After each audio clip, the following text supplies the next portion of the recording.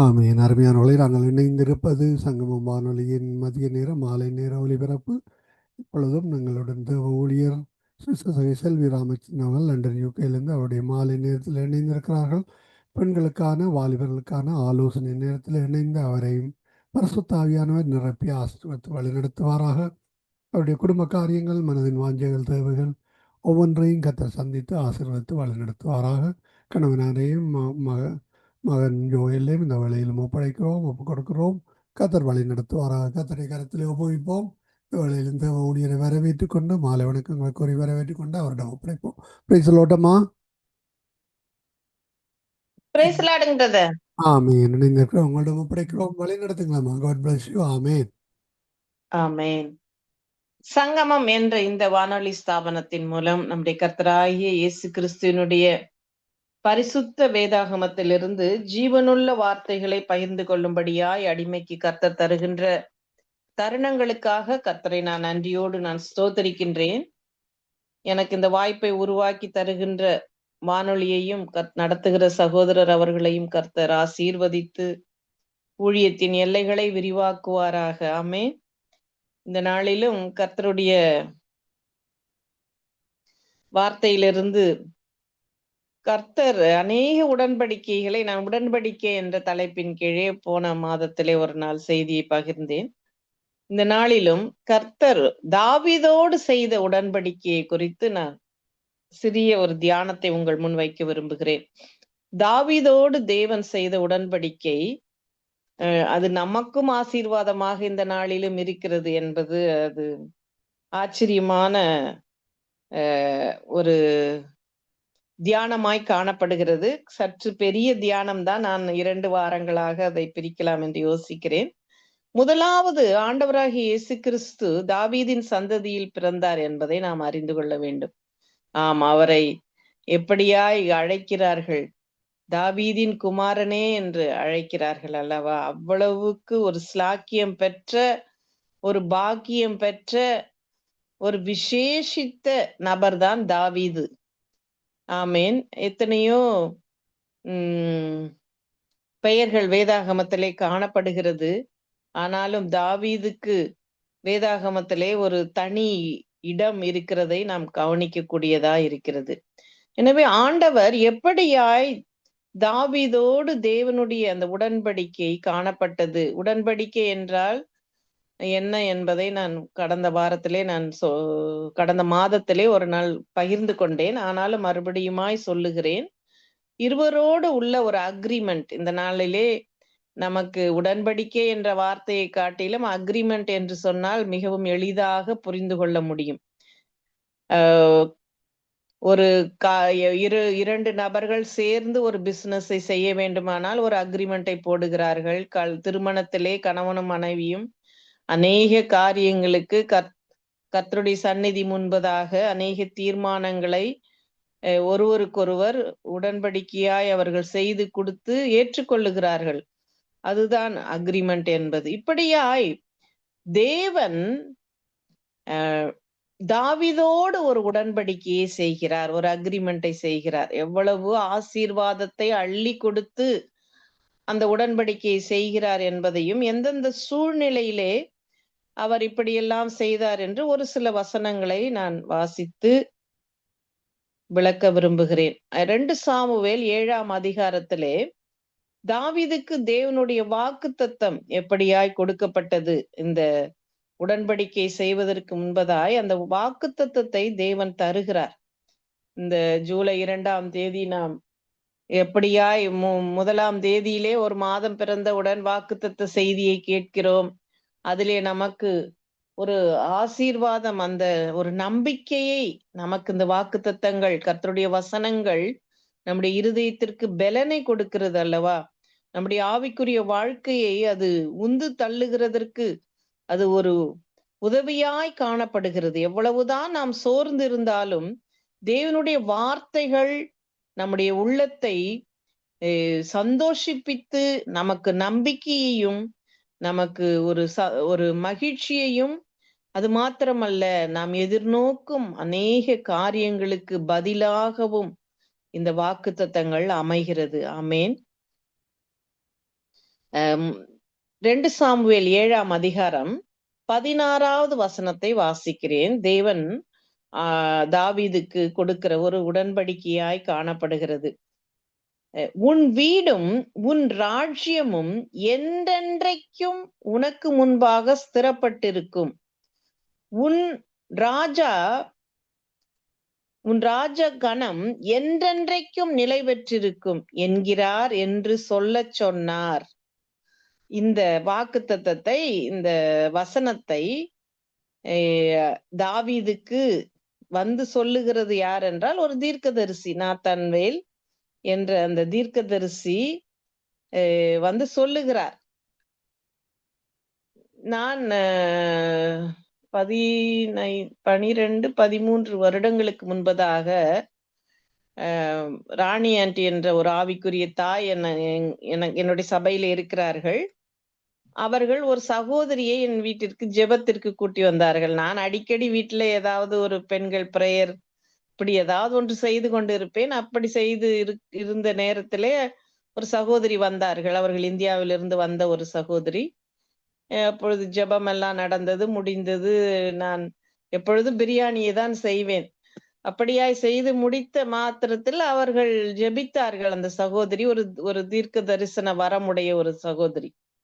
அவர்கள் சொன்னார்கள், நான் உங்கள் கையிலே ஒரு ஆண் குழந்தையை பார்க்கிறேன் என்று சொன்னார்கள். நான் சொன்னேன், எனக்கு சற்று அது நம்புவதற்கு கடினமாக இருந்தது. என்னுடைய சூழ்நிலைகள், என்னுடைய காரியங்கள் எல்லாமே அதற்கு எந்த விதமான வாய்ப்புகளோ விருப்பங்களோ நோக்கங்களோ இல்லாத ஒரு சூழ்நிலையிலே அப்படியாய் அவர்கள் சொன்னார்கள். பிறகு 2 வருடத்திற்குள்ளாய் ஜோயல் பிறந்தார். நான் யோசிப்பேன், இந்த சகோதரி எப்படி இந்த காரியத்தை சொன்னார்கள் என்று நான் அடிக்கடி யோசிப்பேன். அவர்கள் ஒரு பிராமின் குடும்பத்தை சேர்ந்த ஒரு சகோதரி. அவர்கள் இந்த தேசத்தை அவர்கள் விசிட் செய்து வந்த பொழுது என்னுடைய வீட்டிலே அவர்கள் ஜெபம் முடிந்து அந்த நேரத்திலே அவர்கள் ஒரு தரிசனத்தை போல அவர்கள் சொன்னார்கள். இந்த வசனத்தை பாருங்கள். 2 சாமுவேல் 7ஆம் அதிகாரம் 16வது வசனத்தை திரும்பவும் நான் வாசிக்கிறேன். உன் வீடும் உன் ராஜ்யமும் என்றென்றைக்கும் உனக்கு முன்பாக ஸ்திரப்பட்டிருக்கும். உன் ராஜா கணம் என்றென்றைக்கும் நிலை பெற்றிருக்கும் என்கிறார் என்று சொல்லச் சொன்னார். அதாவது தேவன் அந்த வார்த்தையை நாத்தான்வேலிடத்திலே கொடுத்து சொல்லி அனுப்புகிறார். நமக்கும் கூட இந்த வாக்குத்தத்த செய்திகள், நாம் வேதாகமத்தை படித்து கொண்டே இருக்கும் பொழுது சில வசனங்கள் அப்படியே இருதயத்தை ஊடுருவி நம்முடைய கண்களிலே இருந்து கண்ணீரை கூட வரவழைக்கக்கூடிய ஜீவனுள்ள வல்லமையுடைய வார்த்தைகள் தான் இந்த வேதாகம எழுத்துக்கள். பாருங்கள், கர்த்தர் எப்படி வாழ்த்துகிறார் தாவீதை. என்றென்றைக்கும் இந்த ராஜ்யம் நிலை பெற்றிருக்கும். எப்படி ஒரு மனிதனுடைய வாழ்நாள் குறுகியது. 60 செகண்டுகளிலே வெனிசுலா என்ற அந்த தேசத்திலே நடைபெற்ற நிலநடுக்கம் 60 வினாடிகளுக்குள்ளாய் அந்த 2 முறை பூமி குலுங்கியது, பிளந்தது, சேதாரங்கள் என்று பார்க்கிறோம். அப்படியான நில அதிர்ச்சிகளும் இயற்கைக்கு வல்லமைகள் எவ்வளவா இருக்கிறது என்று நாம் பார்க்கும் பொழுது நிர்பந்தமான மனுஷர்கள் நாம். அப்படிப்பட்ட மனுஷரை பார்த்து தேவன் என்ன சொல்லுகிறார்? என்றென்றைக்கும் உனக்கு முன்பாக ஸ்திரப்பட்டிருக்கும். உன் ராஜா என்றென்றைக்கும் நிலை பெற்றிருக்கும். உன் ராஜ கணம் என்றென்றைக்கும் நிலை பெற்றிருக்கும். அப்படி என்றால் கர்த்தர் முன்பே குறிப்பிட்டு விட்டார், முன்பே தெரிந்தெடுத்து விட்டார். இந்த சந்ததியிலே இப்படித்தான் எத்தனையோ 1000 வருஷத்திற்கு பிறகு அங்கு தாவீதின் குமாரனாய் பெத்லகேம் என்ற நகரிலே, அந்த தாவீதின் ஊரிலே வந்து ஆண்டவராக இயேசு கிறிஸ்து பிறக்க போகிறார் என்பதை அறிந்த தேவாதி தேவன், சர்வ ஞானியாகி அவர் சொல்லுகிறார் என்ன என்று, என்றென்றைக்கும் எனக்கு முன்பதாக அது ஸ்திரப்பட்டிருக்கும் என்றென்றைக்கும்.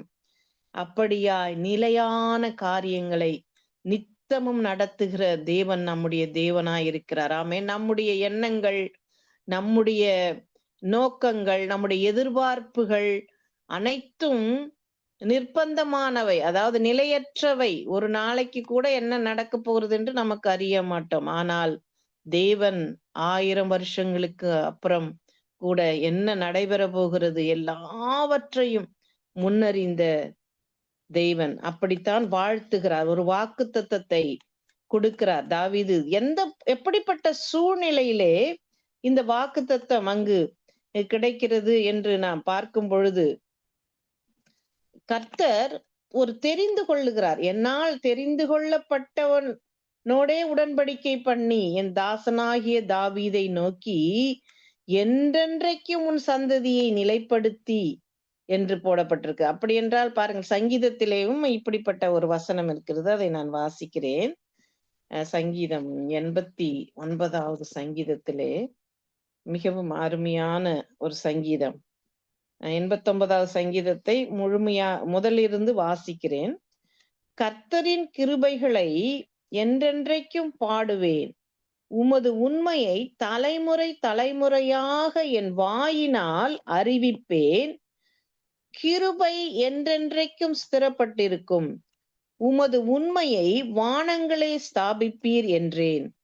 என்னால் தெரிந்து கொள்ளப்பட்டவனோடே உடன்படிக்கை பண்ணி என் தாசனாகிய தாவீதை நோக்கி. கர்த்தரால் தெரிந்து கொள்ளப்பட்ட ஜனங்கள் நாம். ஆமேன். கர்த்தரால் தெரிந்து கொள்ளப்பட்டோம். அது எவ்வளவு விசேஷித்த ஒரு பாக்கியம், ஸ்லாக்கியம், கிருபை, அவருடைய கிருபை. கர்த்தரால் என்னால் தெரிந்து கொள்ளப்பட்டவனோடு உடன்படிக்கை. யாரோடு தேவன் உடன்படிக்கை செய்கிறார்? அவரால் தெரிந்து கொள்ளப்பட்டவர்களோடு அவர் உடன்படிக்கை செய்கிறார். பாருங்கள், ஒரு திருமணத்திற்கு ஒரு ஆணுக்கு ஒரு பெண்ணை தேடுவார்கள். நானும் என்னுடைய தங்கையுடைய மகளுக்காக அநேக மணவாளனை தேடி கொண்டிருந்தோம். அநேக மணவாளன்களை தேடும் பொழுது அவள் அநேக காரியங்களை நிராகரித்தவளாய் காணப்பட்டாள். அவள் ஒரு பேங்க்ல வேலை செய்தபடியினால் பேங்க்ல வேலை செய்கிற மனிதன் வேண்டாம் என்று. ஏனென்றால் இருவரும் பேங்க்ல வேலை செய்தால் நாளை தினத்திலே பிள்ளைகளுடைய எதிர்காலங்கள் எப்படி இருக்கும்? யார் பிள்ளைகளோடு நேரத்தை செலவிட முடியும்? அதனால் அவள் பேங்க்ல வேலை செய்வதனால் வருகிற கணவர் வேறு வேலை செய்கிற ஒரு மனிதனாகத்தான் இருக்க வேண்டும் என்று சொல்லி ஒரு கண்டிஷன். அடுத்த கண்டிஷன், கட்டாயம் ஊழியத்திலே ஏதாவது ஈடுபாடு உடைய ஒரு மனிதனாய் இருக்க வேண்டும் என்று. இப்படியெல்லாம் காரியங்கள் இருந்ததினால் நாங்கள் அலைமோதி கொண்டு இருந்த ஒரு ஊழியக்காரராகவே கண்டுபிடித்து திருமணத்தை பண்ண வேண்டியதுதான் என்பதா யோசித்து கொண்டிருந்த நேரத்திலே கர்த்தர் இஸ்ரேலுக்கு அவளுடைய வாஞ்சை இஸ்ரேலுக்கு பயணம் செய்து பார்க்க வேண்டும் என்று அதிக வாஞ்சையுள்ள ஒரு பெண்ணாயிருந்தாள். அவள் இஸ்ரேலுக்கு பயணமாகி அந்த பயணத்திலே 10 நாள் பயணத்திலே அவளை அவதானித்த ஒரு குடும்பத்திலே இருந்தே அவளை அப்படியே அவர்கள் திருமணத்திற்கு ஏற்பாடு செய்து திருமணம் முடிந்தது. நான் என்ன சொல்லுகிறேன் என்றால், தேவனால் தெரிந்து கொள்ளப்பட்டவர்களை, அப்பொழுது யாரை தெரிந்து கொள்ளுகிறார்கள்? ஏதோ ஒரு மனிதனோடு ஏதோ ஒரு மணவாளன் மணவாளியை அப்படி மணமகளை திருமணம் முடிப்பதில்லை. அவர்கள் தெரிந்து கொண்டு அது சரியான நபரா, அவர்கள் நம்முடைய வாழ்க்கைக்கு ஏற்றவர்களா, அவர்கள் இந்த நம்மோடு அவர்கள் செய்கிற உடன்படிக்கையிலே உண்மையா இருப்பார்களா என்றெல்லாம் பார்த்துத்தானே காரியங்கள் நடைபெறுகிறது. அப்படித்தான் கர்த்தரும் நம்மை, என் பிள்ளை எனக்காக அவள் சாட்சியா இருப்பாள், உண்மையும் உத்தமமாய் அவள் ஜீவிப்பாள் என்கிற அந்த நோக்கத்தோடு, ஒரு திட்டத்தோடு கர்த்தர் நம்மை தெரிந்து கொண்டார். அப்படியாய் தாவீதை இங்கு அவர் தெரிந்து கொள்ளுகிறார். என்னால் தெரிந்து கொள்ளப்பட்டவனோடு உடன்படிக்கை பண்ணுகிறார். தாவீது கர்த்தருடைய இருதயத்திற்கு ஒரு ஏற்ற ஒரு மகன் என்று சொல்லப்பட்டு இருக்கிறது. இருதயம் என்பதுதான் ஒரு சரீரத்திலே மிக மிக முக்கியமான ஒரு பார்ட்டாய் காணப்படுது. மற்ற பார்ட்ஸ் எல்லாம் கொஞ்சம் ரிப்பேர் ஆனாலும் அதை நாம் சரி செய்து கொள்ள ஏதாவது ஒரு வழிகள் மெடிக்கலிலே காணப்படுகிறது. ஆனால் இந்த இருதயத்திற்கு ஏதாவது ஒரு ஆபத்து வந்தால் அதற்கு மிகவும் குறைவான நேரம்தான் கொடுக்கப்பட்டு இருக்கிறது அல்லவா?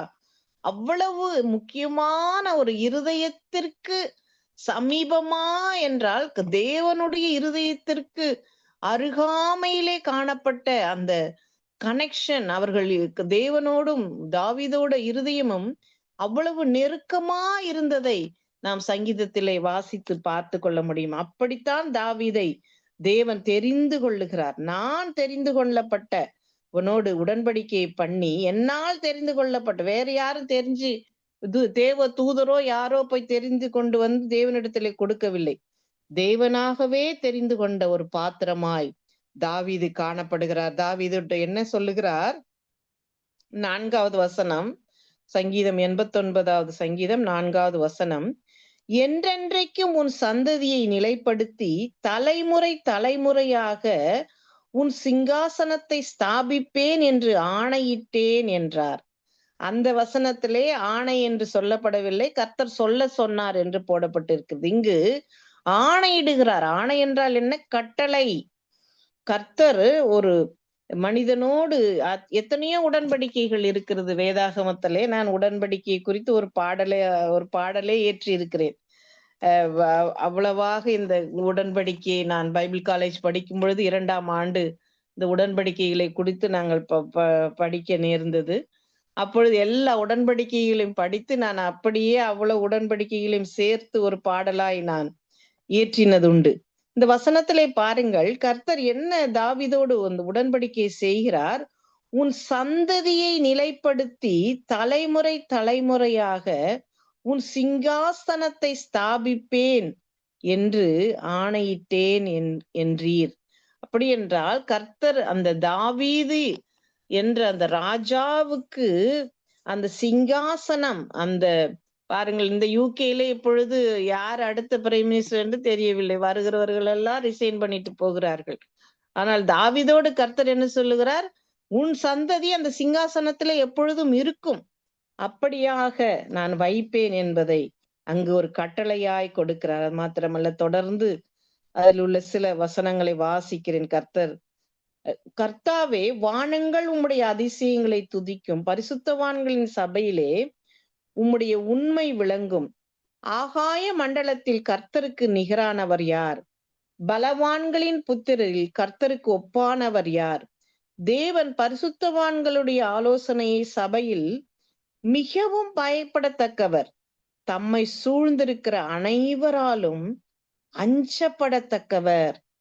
சேனைகளின் தேவனாகிய கர்த்தாவே, உம்மை போல் வல்லமையுள்ள கர்த்தர் யார்? உம்முடைய உண்மை உம்மை சூழ்ந்திருக்கிறது. ஹல்லேலூயா. பாருங்கள், கர்த்தர், அடுத்த வசனம் அலைகளை குறித்து சொல்லப்பட்டிருக்கிறது. கர்த்தருடைய அந்த வானங்களை குறித்து அவைகள் எப்படி துதிக்கும். ஆகாய மண்டலத்தில் கர்த்தருக்கு நிகரானவர் யார்?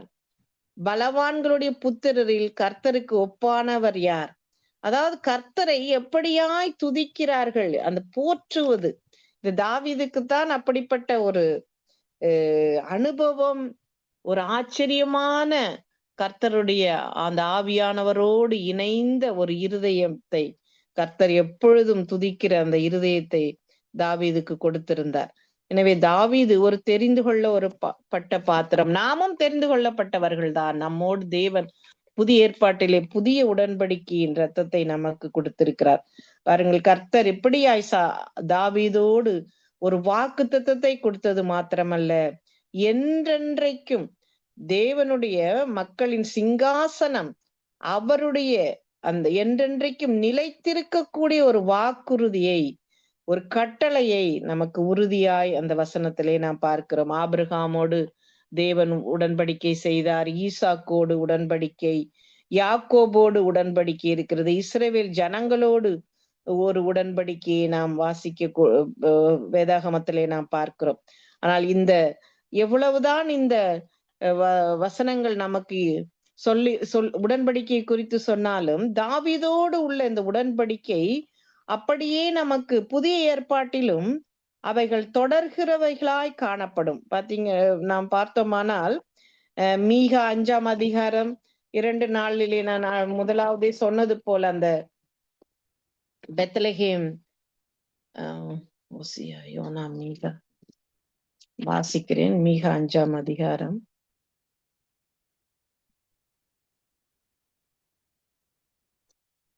2:4 வசனத்தை வாசிக்கிறேன். எப்பிராத்தா எனப்பட்ட பெத்லகேமே, நீ யூதாயாவில் உள்ள ஆயிரங்களுக்குள்ளே சிறியதாயிருந்தும் இஸ்ரவேலை ஆளப் போகிறவர் உன்னிடத்திலிருந்து புறப்பட்டு என்னிடத்தில் வருவார். அவருடைய புறப்படுதல் அனாதி நாட்களாகிய பூர்வத்தினுடையது. அனாதி நாட்களாகிய பூர்வத்தினுடையது. அப்படி என்றால் இந்த திட்டங்கள், இந்த பெத்லகேமிலே இஸ்ரவேலை ஆளப் போகிறவர், ராஜாதி ராஜா, தேவாதி தேவன், ஆண்டவராகிய இயேசு கிறிஸ்து பிறக்க போவதை முன்கூட்டியே அனாதி நாட்களாக அது குறிப்பிடப்பட்டு இருக்கிறது, அது பெயரிடப்பட்டு இருக்கிறது. இந்த பெத்லகேமுக்கு என்ன பெயர்? தாவீதின் ஊர் அது.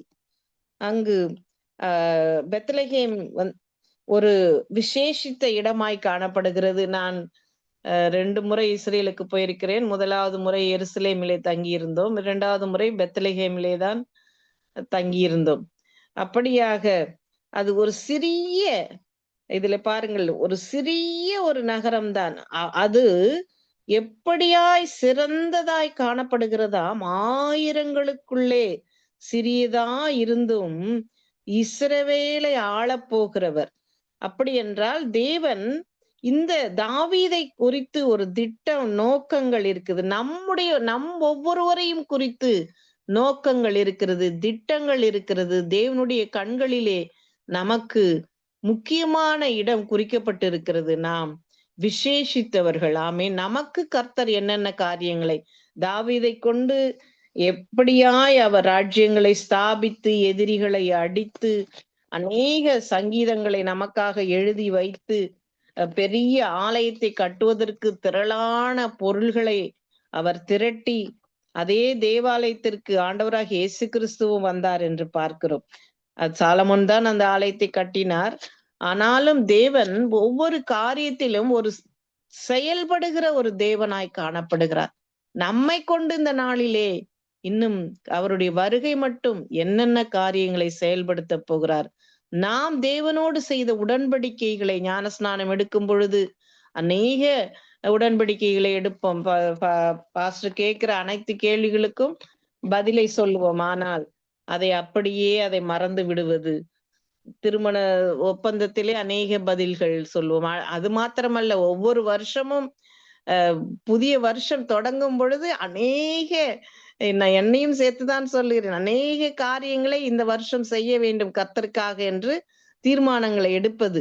ஆனால் அதை செய்து முடிக்க முடியாது.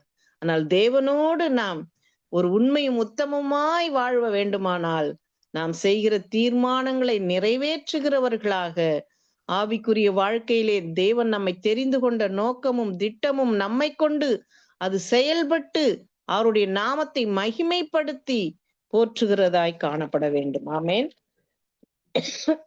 நான் தொடர்ச்சியை வருகிற வாரங்களிலே எப்படியாய் தாவீதோடு தேவன் செய்த அந்த உடன்படிக்கையை, அந்த சிங்காசனம் எப்படி தொடர்ந்து மேசியா மூலம் நமக்கு கிடைக்கப்பட்டது என்பதையும், அந்த புதிய ஏற்பாட்டின் ஒரு சில வசனங்களையும் நாம் வாசித்து அதை நான் முடிக்க விரும்புகிறேன். இப்பொழுதும் நாம் ஜெபித்து நான் இந்த தியானத்தை முடிக்கிறேன். கர்த்தருடைய நாமம் மகிமைப்படுவதாக. ஸ்தோத்திரம் தகப்பனே, இந்த வேலைக்காக நாங்கள் உம்மை நன்றியோடு ஸ்தோத்தரிக்கிறோம், உம்மை துதிக்கிறோம் அப்பா. நாங்கள் இந்த நாளிலும் தகப்பனே உம்முடைய வசனத்தை தியானிக்க கொடுத்த இந்த நேரத்திற்காக உமக்கு நாங்கள் நன்றி செலுத்துகிறோம். நீர் தெரிந்து கொண்ட ஒரு பாத்திரமாய் தாவீது இருந்ததினால் என்றென்றைக்கும் நிலைத்திருக்கிற ஒரு சிங்காசன ராஜ்யத்தை நீர் கொடுத்து அப்பா, தாவீதின் சந்ததியிலே வந்து பிறந்த எங்கள் ராஜாதி ராஜாவை உம்மை ஸ்தோத்தரிக்கிறேன். ஆம் தகப்பனே, நீர் ஒவ்வொரு அப்பா நபர்களோடு ஒரு உடன்படிக்கையை செய்தீர். எங்களோடு நீர் செய்திருக்கிற அந்த புதிய ஏற்பாட்டின் புதிய உடன்படிக்கையின்படி நாங்கள் ஜீவிக்கிறவர்களாய் நாங்கள் காணப்பட எங்களுக்கு கிருபையை தாங்க. அந்த புது உடன்படிக்கையின் பரிசுத்த இரத்தத்தையும் அப்பத்தையும் அப்பா நாங்கள் அனுசரிக்கிறவர்களாய் காணப்பட எங்களுக்கு கிருபையை தாங்க.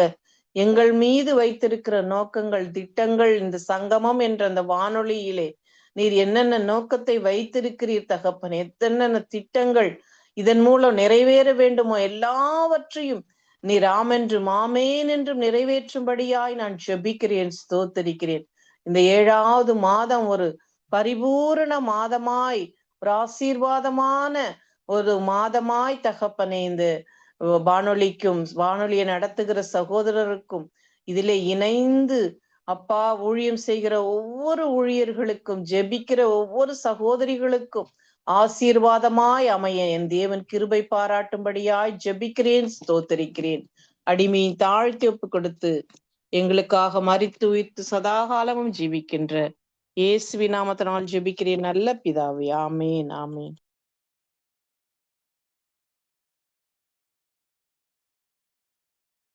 ஆமீன் ஆமீன். என்ன தலைப்பு கொடுக்குறீங்கம்மா? உடன்படிக்கையின் தேவன். ஓ, அதே தலையங்கம் தானோ? ஆமேன். நன்றிகளையும் வாழ்த்துக்களையும் கூறுகிறோம். கர்த்தருடைய கரத்திலே ஒப்புவிக்கிறோம். கர்த்தர் தாமே உங்களுடனும் கூட இருந்து வழி நடத்துவாராக. எல்லா காரியங்களிலும் கர்த்தருடைய அனுகூலமான காரியங்களை வழி நடத்தி தருவாராக.